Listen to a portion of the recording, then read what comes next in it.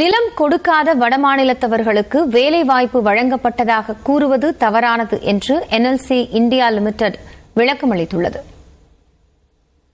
குடும்பத்தில் ஒருவருக்கு பணி என்ற நில எடுப்பு வாக்குறுதியை NLC நிறுவனம் நிறைவேற்றவில்லை என்பது நில உரிமையாளர்களின் நீண்டகால குற்றச்சாட்டாக இருந்து வருகிறது.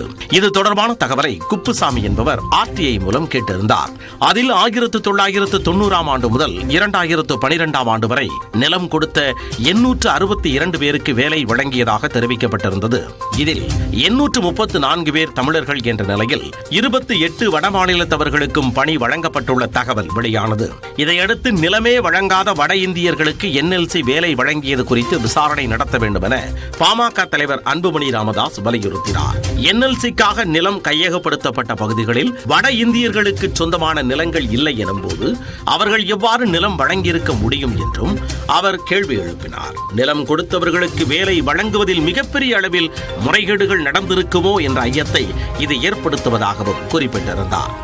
இந்நிலையில் NLC ராஜஸ்தான் பார்சிங்சார் சுரங்கங்கள் மற்றும் அனல் மின் திட்டங்களுக்கு வழங்கப்பட்ட நிலத்தை கருத்தில் கொண்டு 28 பேருக்கு வேலை வழங்கப்பட்டதாக அந்நிறுவனம் விளக்கம் தந்துள்ளது. தேசிய நிறுவனமாக NLC இருப்பதை கருத்தில் கொள்ளாமலும் தொடர்பில்லாத நபர்களுக்கு வேலை வாய்ப்பை வழங்கியதாக தங்களது நிறுவனத்தின் நன்மதிப்பை கெடுக்கும் நோக்கில் தவறான செய்தி பரப்பியிருப்பதாகவும் NLC கூறியுள்ளது. தற்போதைய பதற்றமான சூழலை மோசமாக்குவதற்காக இந்த தகவல் பரப்பப்பட்டிருப்பதாகவும் குறிப்பிடப்பட்டுள்ளது. உண்மைத்தன்மையை தெளிவுபடுத்தும் நோக்கில் பணி வழங்கப்பட்ட வட மாநிலத்தவர் 28 பேரின் முழு விவரங்கள் வெளியிடப்படும் என்றும் NLC தெரிவித்துள்ளது. RTI மூலம் விளக்கம் பெற்ற குப்புசாமி இந்த விளக்கத்தை ஏற்க மறுத்துள்ளார்.